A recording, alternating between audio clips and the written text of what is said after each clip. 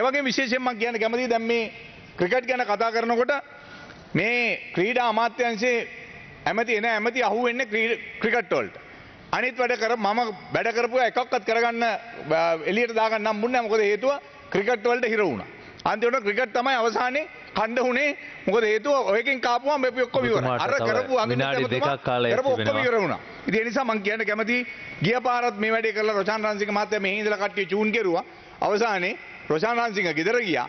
එයා හිතුවේ ජනාධිපතිතුම වෙන්න පුළුවන් වෙයි කියලා ක්‍රිකට් වලට වැඩේ කරපුවාම මම මතක තියාගන්න මේකේ ඉන්නවා කොටස් දෙකක්. මේකේ ඉන්නවා ශම්මි සිල්වා පිළ සහ ඉස්සර නම් හිටියා තිලංග සුමතිපාලලා ඊළඟට තව කට්ටිය ඔක්කොම හිටියා. දැන් මේකේ ඉන්නවා උපාලි ධර්මදාස පිළ. ඉතින් උපාලි ධර්මදාස පිළෙන් ගෙවපුවාම කට්ටිය ඇවිල්ලා මේකේ කතා කරනවා. මම නම් ශම්මි සිල්වාගෙන් සල්ලි අරගෙනත් නැහැ උපාලි ධර්මදාසගෙන් සල්ලි අරගෙනත් නැහැ. හැබැයි මං කියන්නේ කරුණාකරලා මේවට අහු වෙන්න එපා. මොකද ගිය පාරත් මේකට අහු වෙලා ගිය පාර අපිට අන්ඩර් 19 ඒෂියන් ටූර්නමන්ට් එක ලංකාවට නැතුව ගියා. දැන් මොකද කරන්න දැන්?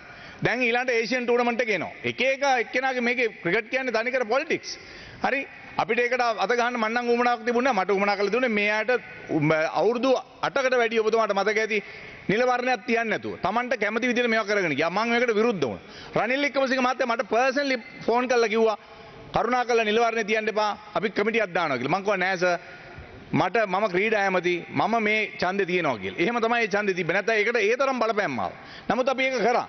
ඒක කිරීමේ ප්‍රතිඵලයද මොකක්ද? මේ ලෝකේ ICC එක ලංකාවේ ඇමතිට හෝ ලංකාවේ ඉන්න ජනාධිපතිට ක්‍රිකට් එකට අත ගහන්න බෑ.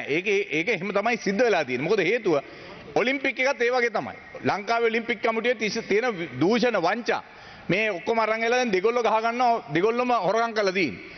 හැබැයි ඒගොල්ලන්ට ගිහිල්ලා කතා කරන්න බෑ. මොකද හේතුව අපි මෙහෙන් කතා කරපු ගමන් අරේ ඔලිම්පික් කමිටියගෙන් ලංකාවේ ඔලිම්පික් එක දානම් කරනවා. දානම් කරපුවා මොකද වෙන්නේ?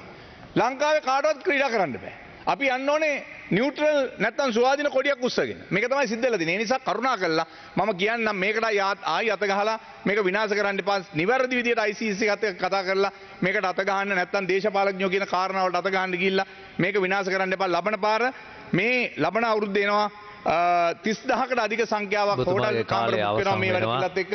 රටට එන්න තියෙන විදේශීය සංචාරකයෝ එන්න තියෙනවා 2026. ඒකට ඉඩ දෙන්න කියලා ඉල්ලමින් ඒ වගේම එක